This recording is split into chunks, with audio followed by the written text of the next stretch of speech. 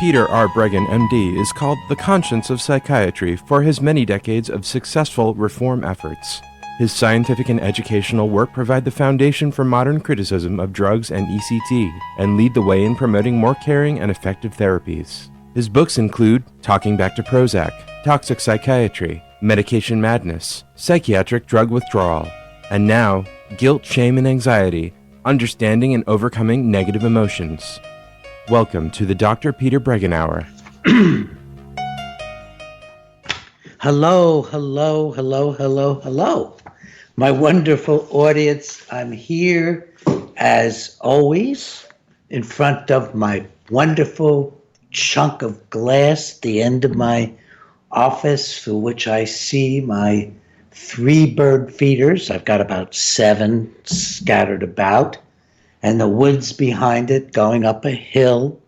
And for some reason, as for the last few shows, I've just got hordes of drab-looking goldfinches. I don't believe they all live around here, although during the season I often have 10, 12 goldfinches in all their glory flying around. I think these folks are passing through, but I don't know, maybe they're going to live here all winter. It's a wonderful sight. Then we have the occasional woodpecker and other folks. I got a report from a friend last night that down behind my house, they spotted a skunk. We've got all kinds of friends around here. My dog scared up one of my dogs up a rabbit the other night.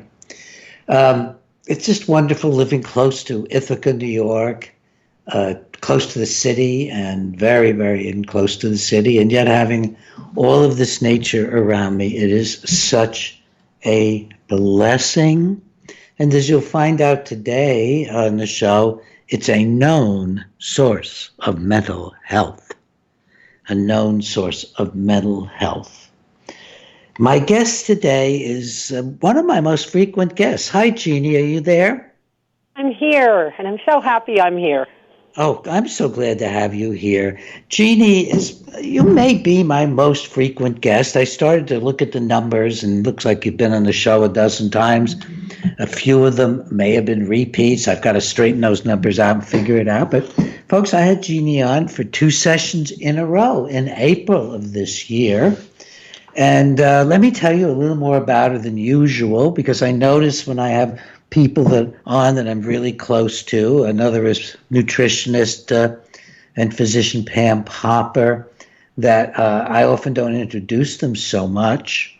And also let me not forget to introduce the show. Call in 888-874-4888, 888-874-4888.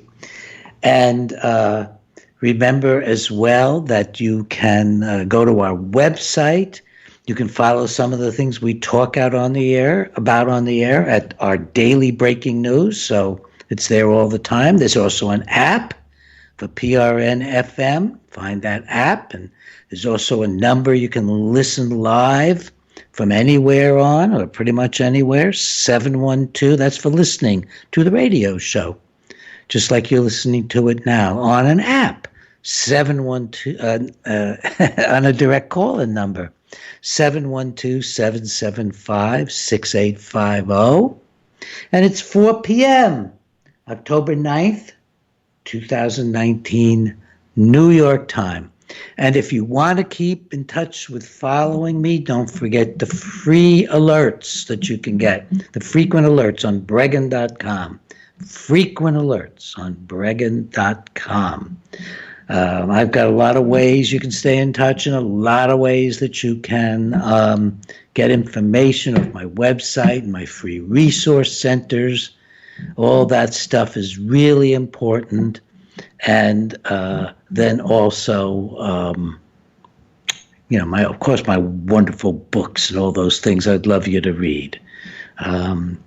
One of the books that deals with a lot we're going to talk about today is Guilt, Shame, and Anxiety, because one of the things that Jeanne Stolzer and I are both interested in is evolutionary psychology and evolutionary biology and How does it all affect us as human beings, and what happens when you go into denial about us being mammals?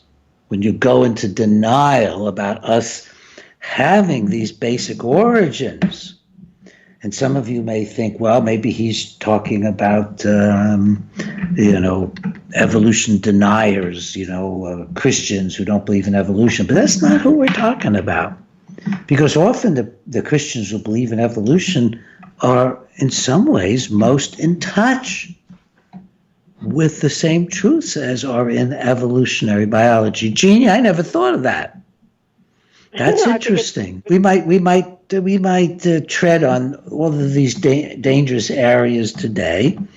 And another very important area that Jeanne reintroduced me to, I had read in high school and college rather, and on my own, as most of my good reading has been, the works of John Bowlby, talking about human attachment, which should be the center of all psychology, and I kind of lost track of it. And Jeanne was really helpful in getting me back to that. I think, folks, that just in an ordinary conversation with a friend, the person I'm most likely to learn from and be inspired by is you, Jeanne Stolzer, you. You just think freely, you think accurately, you think without regard for what's politically correct.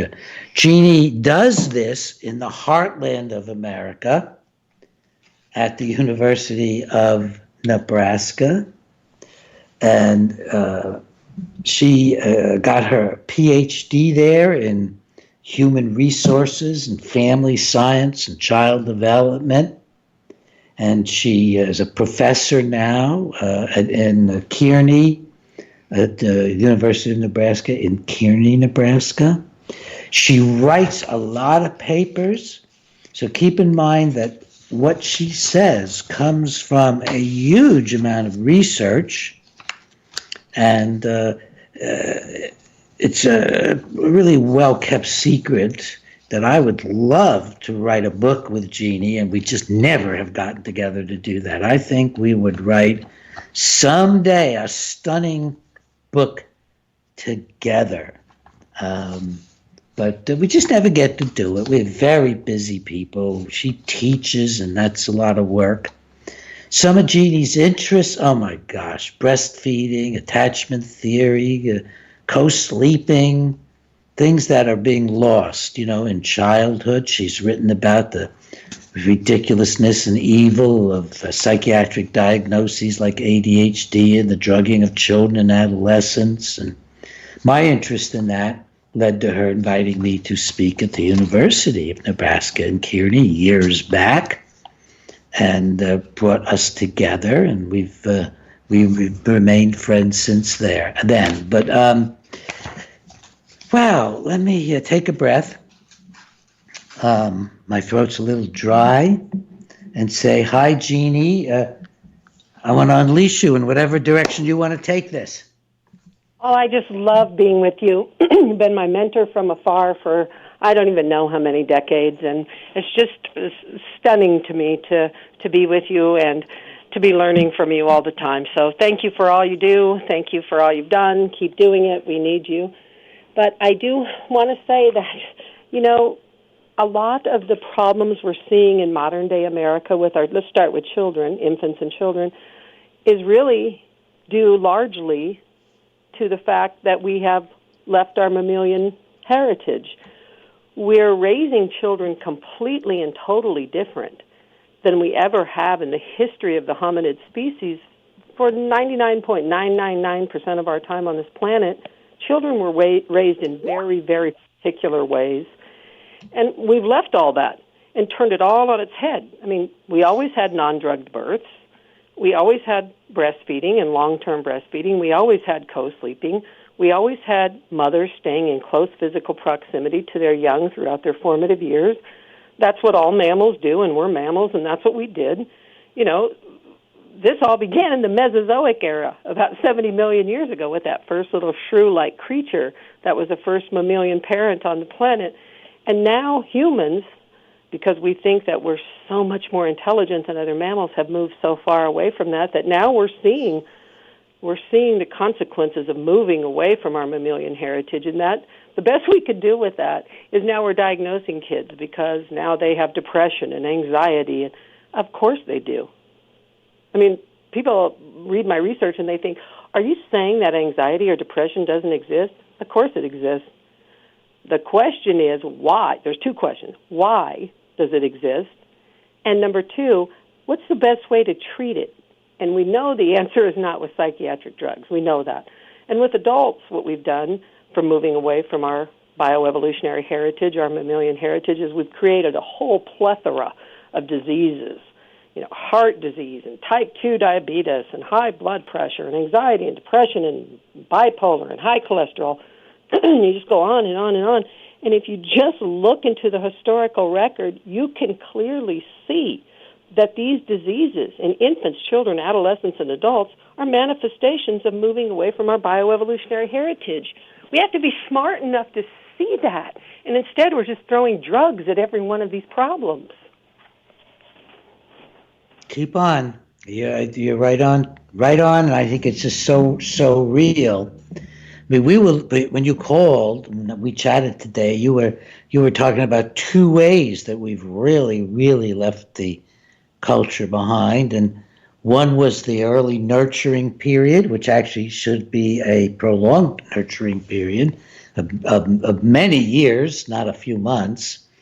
And also about our loss of touch with nature, which I think is so fascinating. And you opened that subject with me by saying, can I talk about forest bathing, or is that too radical? And I thought, oh my God, what is she talking about? Bathing naked in small ponds in the forest? And I don't know, is that's not the radical you meant at all. You meant actually immersing yourself in nature. So two of the things, at least, that we want to cover is the immersion of human beings with each other. How about that? Early on, and then with nature, and that's been our heritage. And wow, we as a species, we're certainly losing a great deal of that. And of course, you notice, Jeannie, I always start my shows talking about what I see outside my window because I'm on top of nature. I love that you always talk about that because that is where we evolved. That is our home. Our home is not artificial lights and concrete floors and four walls. Our home is the sunlight and the trees and the grass and the dirt and the mud and the wind and the rain. That's our home. And we're never in it anymore. We just simply aren't in our home ever. And then we wonder why we're displaced physiologically, psychologically, emotionally. Of course we're displaced. Well, you're recommending we just take off our clothes and live in nature? It's going to get too cold in upstate New York pretty soon for that. Because that's not what the Native Americans did, and it's not what humans have done. We've worn clothes, and we've had to live in nature because we didn't have a way of not doing it. If we were to get any food, we could live in a cave, but we had to go out and get food, water. I'm very, very glad we have shelter. That's not what I'm talking about. I'm talking about look at how we've structured how we work, how we play, how we love, how we live. It's all in artificially produced environments. And we're reaping the benefits of that. Even when our children go outside in that very, very limited time that they get to go outside, we slather them with sunscreen. So then they don't even get the benefits of vitamin D. So then we have brittle bones and bad teeth and anxiety and depression and at least 16 different types of cancers from not getting enough sun. And this is all published research. This isn't, hypotheses. This is published research. You just threw out something I'd not heard before, which is, what we hear all the time, and there's some truth to it, obviously, which is that a heavy sun exposure results in skin cancers. And you're saying that that's true or not true, I'm not sure, but you're also saying that sunlight prevents cancers. How? Yes. Tell me about that. We have so instilled fear in American people about the sun. And the fact of the matter is, I'm just writing a paper on this. It is not published right now, but it will be published in the next 6 months. There is documented evidence coming from the World Health Organization that not getting enough sun results in 10 times the diseases that getting too much sun. We're crazy. And here's this is so important. There's 3 different types of skin cancer. The one, the lowest form, you don't really worry about it. I mean, it's ugly and it's scaly and, you can get it froze off if you want to, but it really doesn't do much. The second kind, you probably want to get it going. It can spread. And the third kind, called melanoma, is deadly. And it can go into the lungs and the liver and the breast, Across the world, in places that use no sunscreen and get huge amounts of sun, they see very, very low rates of melanoma, but they see pretty high rates of the other non-deadly types. So what we've done is we've taken the research and scared the hell out of America that the sun is a killer. And the fact of the matter is that 16 different types of cancers are preventable by getting your daily allowance of direct sunlight. And so many people think they can get their vitamin D from a pill or from vitamin D fortified milk. It's simply not true. In order to synthesize vitamin D, you must be in the sun. And that's what's really crazy. This is my research, and this is published all over the world, that when we analyzed 150 different types of mammalian milk, what we found was absolutely incredible. It has really low rates of vitamin D in it, really, really minuscule amounts. And what that tells us, God or nature or evolution, whatever you think it is, that made mammalian milk, didn't make a mistake. Our babies are supposed to be outside. That's where they're getting their vitamin D. The squirrels and the fox, the yak, they're not supposed to be indoors or they'll suffer. So, again, what do we do with our children in America? Slather them with sunscreen because we're scared to death of the sun. And look at our cancer rates, even our juvenile cancer rates. We're moving away from our mammalian heritage, and we're paying the price in many, many different areas. This is fascinating, Jeanne. I never heard a word of this before, and I imagine that very, very few of our listeners have. Wow. When you get this published, I would like you to come back. So if you get that out in 6 or 7 months, let's be sure that you come back in and talk to us again about this and in detail, because it's such a model for not accepting conventional medical wisdom and for believing in natural processes. It's a really interesting, Jeanne. It is absolutely published research that some of the ingredients contained in sunscreen, particularly PABA, they cause skin cancer. That's UNICEF, that's the World Health Organization. We're slathering on things on our children and on ourselves that cause skin cancer. And I think it's really interesting, too, to note in our own country, the lowest rates of deadly melanoma occur in construction workers and farmers. Now, they have the highest rates.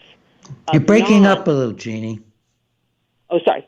The lowest rates of deadly melanoma in our country are in construction workers and farmers. Now, they have the highest rates. I do not believe you. That is. You have you can look this up yourself. You didn't let me finish. They have the highest rates of non-melanoma skin cancer, but we don't worry about it because it doesn't kill them. You've seen it. It's those little scaly patches, that you have removed at the dermatologist. They have very high rates of that. But deadly melanoma, no, they don't get it. And the reason that it's hypothesized they don't get it is because their skin is acclimated to the sun continually. They're out in the rigid, cold February sun. They're out in the April sun. They're out in the July sun. They're out in the October sun.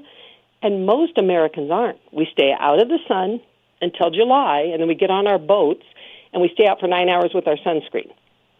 We were made to be acclimated to the sun. And the lowest rates of deadly skin cancer in the whole wide world are in India and Bangladesh, parts of Pakistan. None of these places have ever even heard of sunscreen. They've never heard of it. Wow. Those are facts. How long have you known about this? Probably 3 or 4 years. I started looking into how can the sun be deadly? You know, that's our home, that's our environment. And so I started looking at what people were publishing in this area, and then I started looking at documentation from the CDC and the World Health Organization, and it all started clicking with me. And then when I saw the published research that we're 10 times more likely to get an illness, and I'm talking about a deadly illness, related to non-sun exposure than we are to sun exposure. So our fear is in the wrong place. Our fear should be not getting enough sun. Oh, and what's really crazy about sun is our bodies are so miraculous that it stores up vitamin D. It does. So I'm in Nebraska, and pretty soon the winter is going to be coming.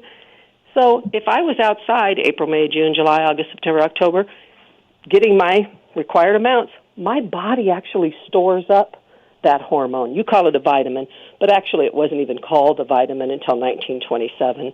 It's a hormone. Vitamin D is a hormone that is produced by our bodies. And how is it produced? By sun exposure. It's a hormone. I'm speechless. This is entirely new. Folks, Jeanne has never mentioned this subject to me before. Sorry. It's one of those things that makes intuitive sense, and the way you describe it makes intuitive sense. That is, just thinking about our heritage, how we developed, and,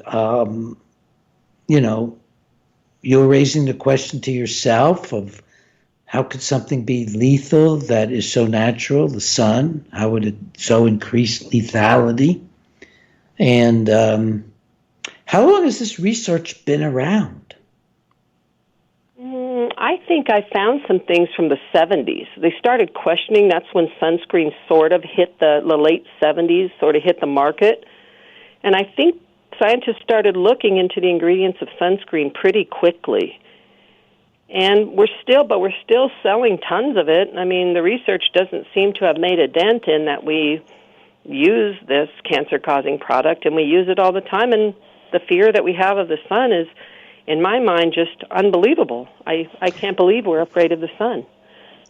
Now, Jeanne, I've never talked about this on the air, but for many years I had rosacea, which is it's probably an infection of some sort. No one knows exactly what it is. It typically affects the face, and it results in a reddening of the skin and an acne. It pretty much went away when I went on Pam's, plant-based, low-fat, no dairy, whole food diet, and just good vegetable eating, which I adhere to not as closely as I should, but a lot better than most folks, and infinitely better than I was before I talked to Pam, met Pam, and so on. But the one thing they said that they would say in the medical literature that they knew about rosacea was that sun exposure caused or worsened it. And I remember one spring with one of my kids, I went out early, but spent early in the spring, the whole day in the sun with them, doing outdoor stuff. And I got, quote, sun sick. It was, I got an outbreak of rosacea. Such personal information I'm giving away here. And that really gave me a sense of the sun being toxic. I mean, this is so interesting. Now, you're not a physician, so I don't know how much you've ever read about the rosacea along the way, but are you familiar with that concept of this infectious outbreak, usually on the face, relates to the sun? I'm not familiar with it. I do know a little bit about rosacea, but I've never done any research or anything, published anything even close. So But that's part of the medical general teaching now, and it certainly is, for me, I discovered it the hard way. I literally did. By the way, folks, I do not have it now, so I'm in really good health. I'm doing good, folks. Life is complicated, but what you're saying, Jeannie, makes a huge amount of sense. That and maybe it's the lack of sun exposure over a lifetime that makes a person like me susceptible to then getting my skin aggravated by it. I mean, that's entirely possible. I got a lot of sun as a kid, but I think my mom always lathered me up, even going way, way back. We'd put the zinc oxide on our faces and on our noses, because I can remember that as a child, even of putting on some kinds of sunscreens. That's a long time ago. But you didn't put it on your arms and legs. You didn't run around with it. It usually was on your nose and part of your cheeks, that zinc oxide. Yeah, that's that right. White. That's right. And that's where rosacea strikes, up interestingly enough. The It strikes we have, mostly the nose and the face, cheeks, a little bit around the mouth maybe. And that's very interesting that you should just say that you remember your mother doing that to you. Think of where your rosacea is. Yeah, that's what I'm just thinking about. It's on your nose and your cheeks. Oh, my gosh. Yeah. Yeah, that's and that's where rosacea most commonly is. That area that is most commonly lathered, as you just happened to mention, with sunscreen. And that's all very interesting. So very interesting. The body wasn't able to acclimate to the sun on the nose and the cheek area because it was covered. Yeah. Interesting. Yeah. Very interesting. Yes, I've done that all my life. I've tried to put, when I go, no, I'm going out in the sun, my nose and my cheeks. Oh, Lord. Very interesting. Very interesting. Folks, it's amazing when you meet or you become a scientist who, instead of assuming conventional wisdom, assumes that there's some truth to how human beings have always lived, and that if we understand it well enough, we're going to learn more and more about how we should live.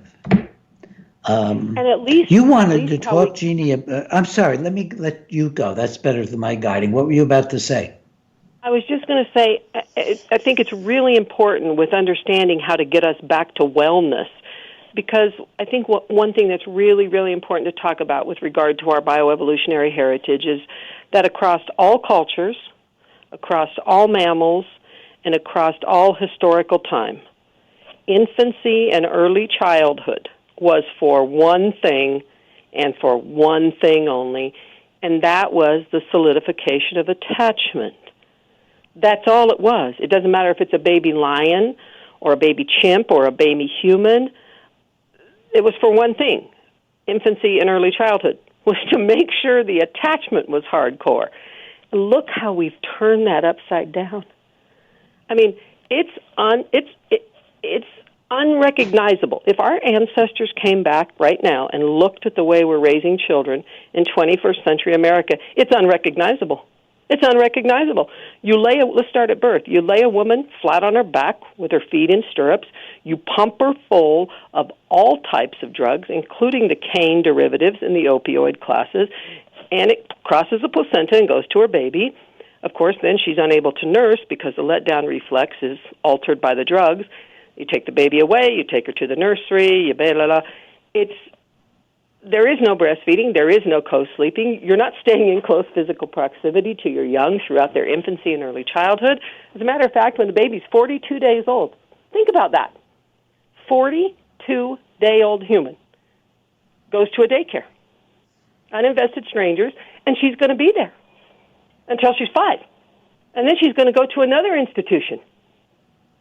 And then she's going to be there till this is unrecognizable to our ancestors.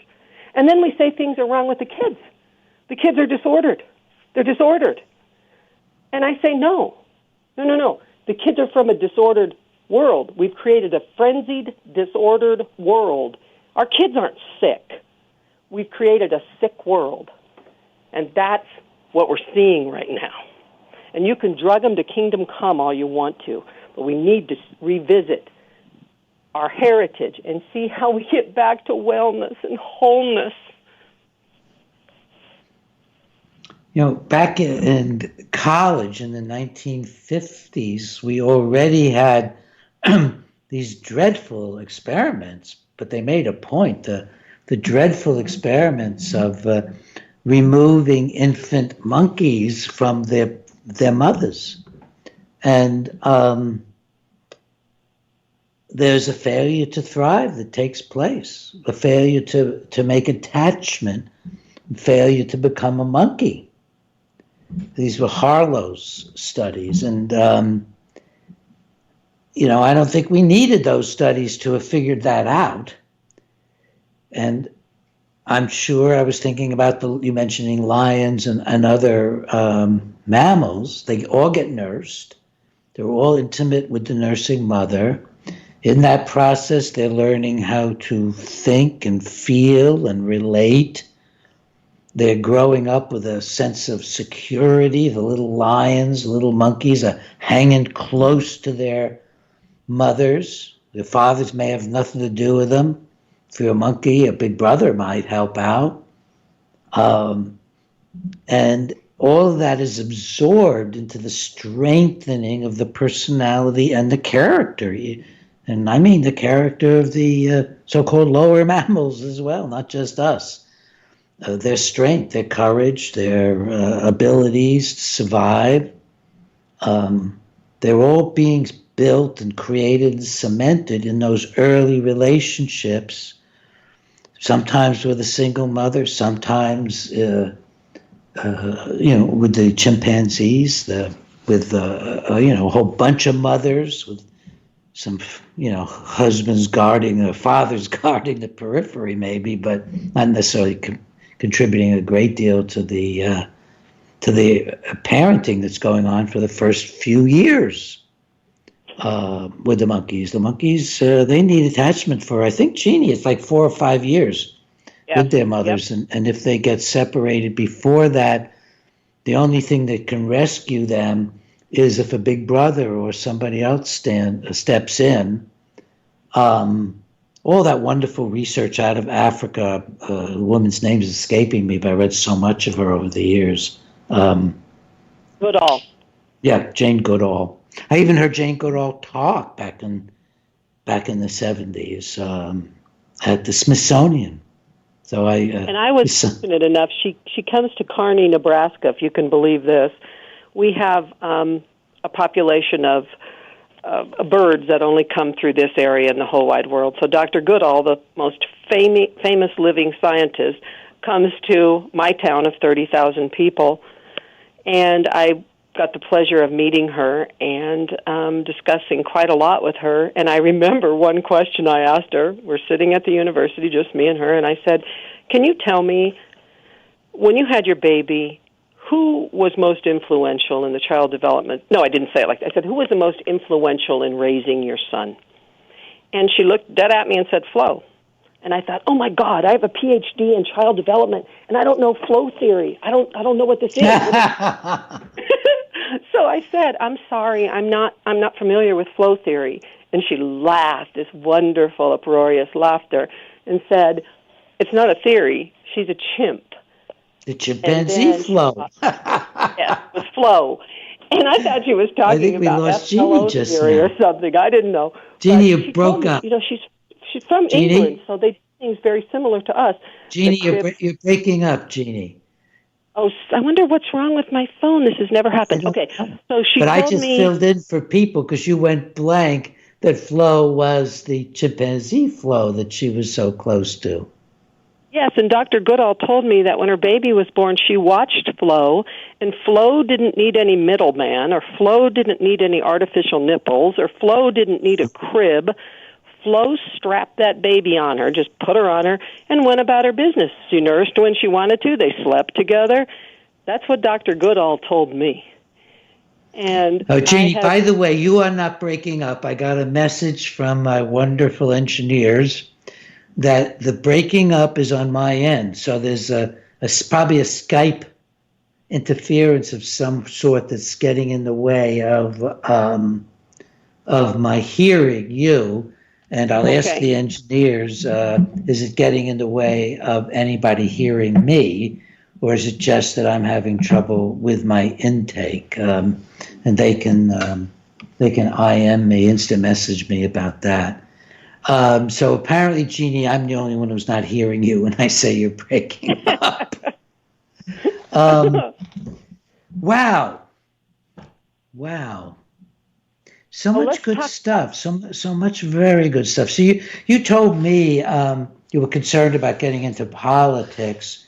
You told me that your concern was that a number of the Democratic candidates are calling for free preschool. Well, what is it? School? I mean, what is it? Daycare. It's daycare. They're calling it universal preschool and universal preschool. And I didn't stutter. They really are calling it universal preschool. Yeah. And for me, as a child developmentalist that's been a passionate child advocate for almost 40 years, I find this deplorable. I just find it deplorable. And yes, I use that word for a reason. But Bowlby, one of his most famous quotes was, "Baby mammals need their mother's or permanent mother substitute if optimal development is to occur." That's Bowlby's direct quote, and it's a simple fact. You can get mad at that quote. You could wish it wasn't true, but it's a fact. Baby mammals do need their mother's or permanent mother substitute if optimal development is to occur. So what are these Democratic candidates talking about? Taking your 5 or 6 week old baby and putting them in a taxpayer-funded, government-run daycare for all of their childhood. And I have some questions for them. Who's going to pay for this, number one? Number two, what research are you basing this on that this is best for children? Number three, what kind of training are these teachers, is that what you're going to call them, teachers of our babies? What kind of training are they going to have? What about people in rural America, like in Nebraska, that their nearest town is 75 miles away? Are you going to bus those babies there? What are you going to do? And whatever prompted you to think that this would do good for our species, to take them away from their mothers even more than they're away from them now? And by the way, here's my biggest question. You keep talking about this universal preschool. Why don't you talk about what every other country on this planet is doing and talk about paid maternal leave so she can nurse her young, so she can form an attachment? But you want them in universal preschools with uninvested strangers, and I'm going to fight this till I die. It's so interesting, Jeannie. It's an area that you and I agree in. You know actually so much more about it than I do. But what you say is always consistent with what my experience and thinking and reading is, and being a parent and being a therapist and so on. And despite my aversion to large government for many, many reasons, it seems to me if we're going to pay for anything, that's what we should be paying, and that is for maternity leave. And I'm sure it won't even be, if we got it now, it wouldn't even be called maternity leave. It would be, nondescript support person leave or something. But that's, again, a defiance of the biology. Women are built. Did you ever wonder, folks, why men's arms are muscular and hard most of the time, or a lot of the time, and why women's arms most of the time, or a lot of the time, are softer and rounder? It's for holding babies. It is. Isn't that true, Jeannie? It is true. And I take so much heat. I've been doing this a long, long time. I probably just took heat yesterday because I'm not going to do it. I'm not getting on the bandwagon that I'm supporting this universal preschool. I'm not getting on the bandwagon to build bigger and bigger daycares. I'm on the bandwagon to secure attachment with mothers. And people hate me for saying this. They say I'm anti-woman. No, I'm not anti-woman. I'm pro-child. And I know that there's only one person on the planet that carried them in their uterus for 9 months. And I know there's only one person on this planet that can give them the breast milk they need, and that's their mother. We can't make a man do that. That doesn't mean men aren't important in children's lives. They're critically important. Their role is just different. Throughout evolutionary time, they've been the protector, the warrior, the builder. And his woman and children, I shouldn't have said his, sorry. The woman and children wouldn't have survived without him. He ensured the survival of the species. She ensured the survival of the species by nursing and protecting that young. Theirs was a dyadic partnership. And we forgot about that now. Now we're on this crazy, politically correct script that says, no, we're all the same. We're all No, we're not. Are we equal? Absolutely. We should be afforded the same right to vote and to own and to go to school and to whatever you want to do. But to say we are the same is just perpetuating a scientific myth. Right on. Maybe on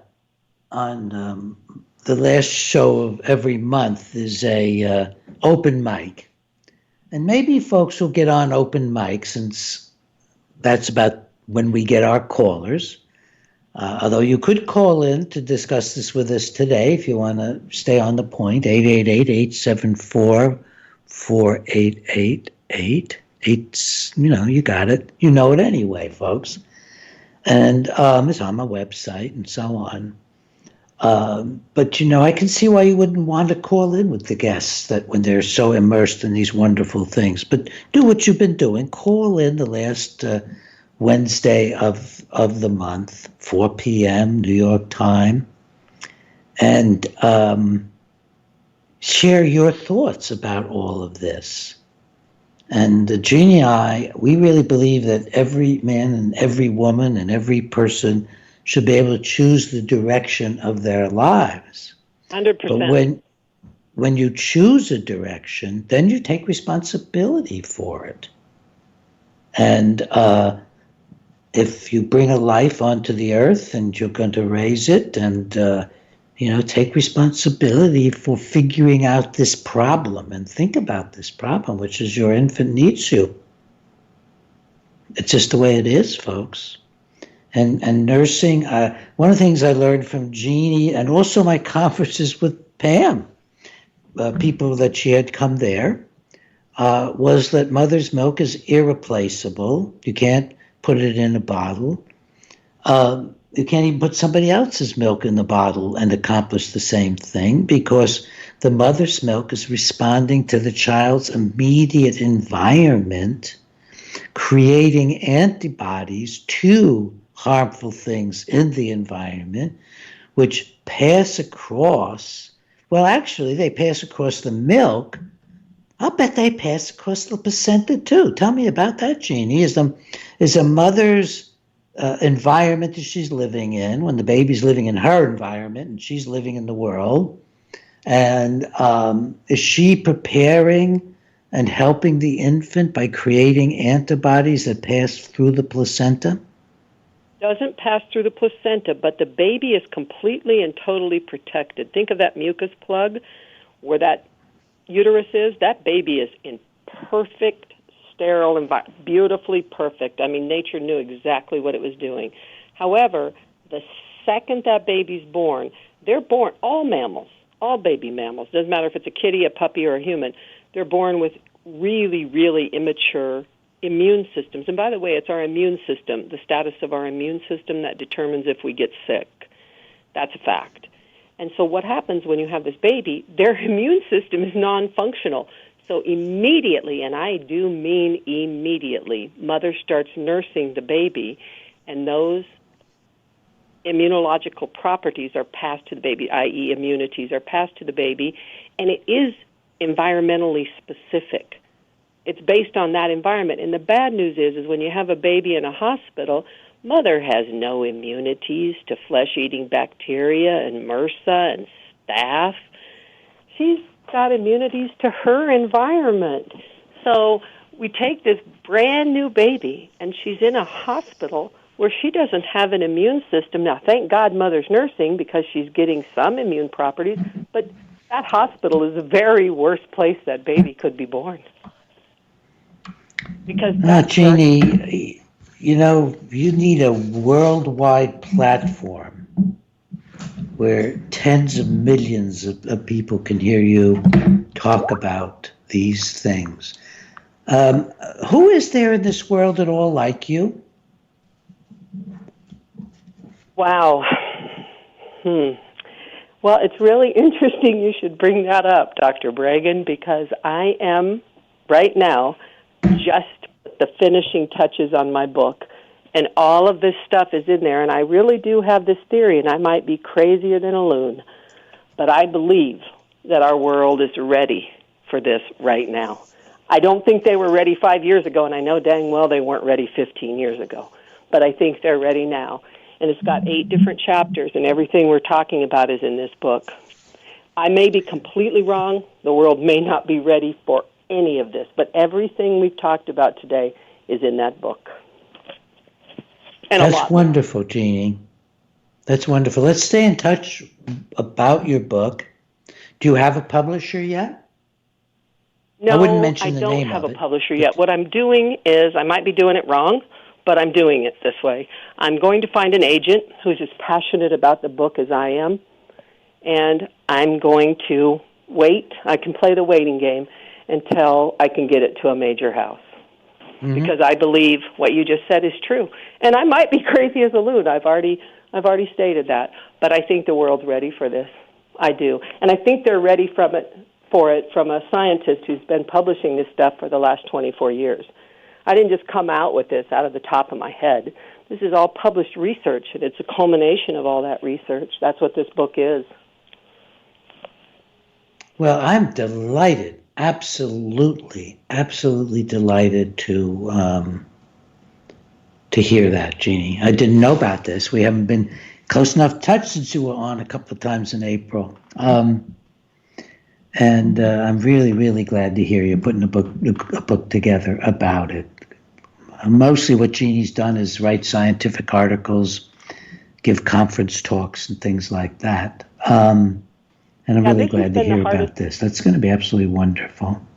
This is the hardest well, we have about 10 minutes left. Talk a little bit. We never did talk enough maybe about forest bathing. Talk about the scientific research, which I have been somewhat aware of. Ginger actually often brings me some of it, about the importance of nature. What kind of studies are there? Well, it kind of goes back to what I was talking about that frenzied world that we've created. We haven't only created that for our children and our infants, we've created it for our adolescents and for our adults, for our elders. This frenzied world, and that frenzied world has resulted in things like heart disease and type 2 diabetes and high blood pressure and anxiety and depression and mood disorders and high cholesterol, and it goes on and on and on. And we are taking all kinds of drugs. Do you know right now, this is the craziest thing I've ever heard. We are the most drugged people on the planet. 2 out of 5 Americans take 2 or more prescriptions every day of their lives. How did we get here? This is not normal. So, Jeannie, I think the figure is much higher than that, because if you look at the figure just for women, 1 out of 5 are taking antidepressants, and I suspect the numbers are even higher than that. So, I'm guessing that's a low figure. Well, it is 2015 data, so you're right. It could be really low, but this is throwing in our infants, children, adolescents, everybody. So you're right. It could be low, because what I'm looking at is 2015 data. But what I know we have to do is we have to start questioning how we're living. We're constantly plugged in. We are never off the clock. We've got these smartphones with the email. Watch people walking around. They're not even looking at their surroundings. I live across the street from a park they go to the park with their kids and they never look at them. What are they looking at? What is on that machine that is more important than your son? I don't understand it, but what I do understand is that this frenzied world we've created has created all of these problems, heart disease, and so what the Asian scientists have done with it, and I love this, gosh dang it, I wish I would have been involved with this. What they did is they took baselines of cortisol levels, blood pressure, pulse, all the stuff, all the markers that tell if we're sick or not. They took this baseline, and these people were not doing good at all. And instead of prescribing drugs to these people, the physicians in Japan, this is where this started, prescribed forest bathing. I wish I could pronounce it appropriately in Japanese, but I can't, but there's a name for it. And so they went out, 45 minutes in the forest. All their markers after the 45 minutes were in the range of normal. And you get this, you've got to do this, Dr. Breggin. Sanjay Gupta, do you know who that is, the neurosurgeon? Sure. The CNN? He did a whole special on it. He goes and does forest bathing. You can see Gupta. An American researcher, an American scientist, and he's laughing at it. He is. He's saying this is ridiculous. They take his cholesterol, and he's not doing so good. Dr. Gupta's baseline levels were not good at all. So he gets out in the forest, and he's talking to these old Japanese men in front of him saying, okay, well, when's the treatment starting? And they say, you've been immersed in the treatment for the last 20 minutes. That's what we're doing right now. And then he really, this is crazy, this is non-scientific. They get him back, take his markers, and he's in he's in the range of normal. I mean, it's crazy. We're moving away from where we're supposed to be, and we're getting sicker and sicker.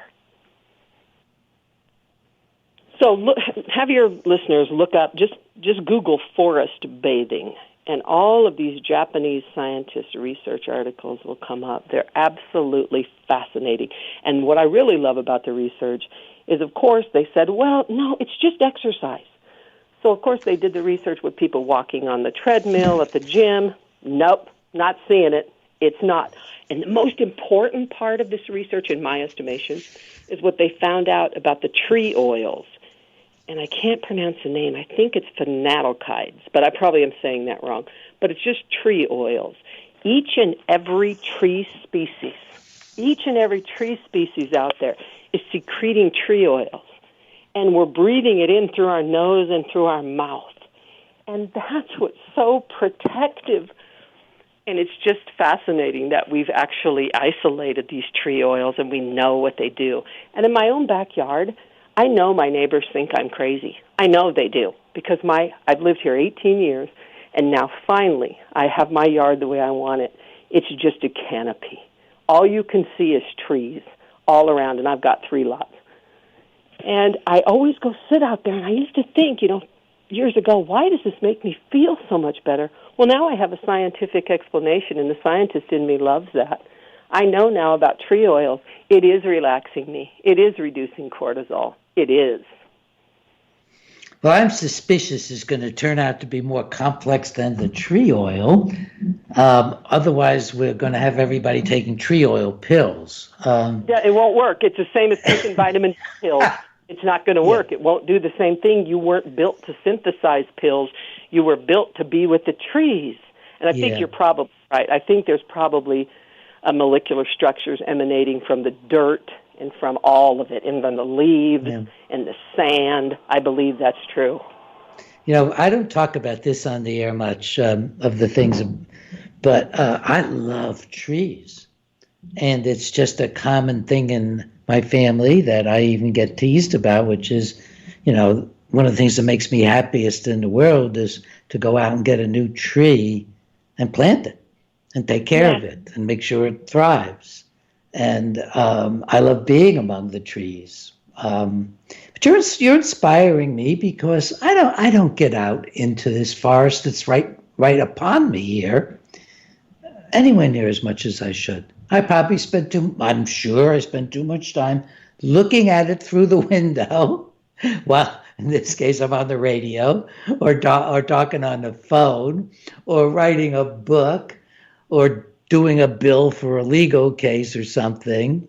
so that I'm doing all these things, but I've got a sheet of glass between me and the trees and the tree oils. So you're inspiring me to do what Ginger and I have been doing more of, which is getting out and being out in nature more and walking. We live in an area that just is full of nature and quite lovely. So are you telling me that you can go right behind your house and go forest bathe? Oh yes, absolutely. You look at what you've got. Oh my gosh. Yes. It's why we moved into this house, because it's one of its borders is an old wood, not large forest, but an old wood forest. So there are trees that are 100 feet away that could fall on our house. They're so old. And we have a little creek. It is a tiny creek, but it flows on down and pours itself into the lake, Cuga Lake. And we have in our little tiny pond that a person ahead of us built, had to get a lot of, little tiny pond, had to get a lot of permits for it. We get great blue herons, and we now, this year, for the first time, in the spring, we saw a snapping turtle trying to lay eggs up in our garden, walking up the grass, and we weren't sure. We thought we saw a bed that was the eggs, and today, a friend of mine, few days ago, a friend of mine saw and took a picture for us of a baby 2-inch long snapping turtle heading back on down to the creek. So we've got nature all around us, and yet we're in a small community too. So it's really a lovely place. But I don't get out enough. I don't. Well, even living here, I look out the window too much. I think you have to start getting out there daily, because now it just hit me. It's no coincidence you live there.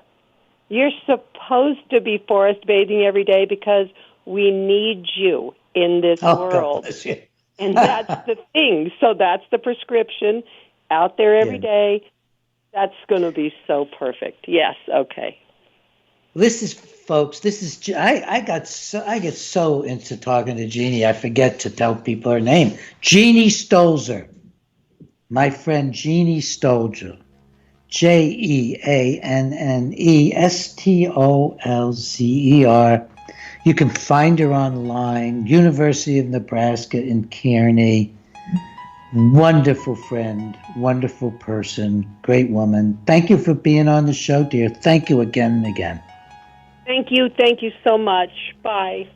Bye-bye. And my wonderful audience, thanks for being there. I hope you found this interesting and exciting and stimulating. And some of it I'm sure you found new, as I always do. Bye-bye. Bye-bye.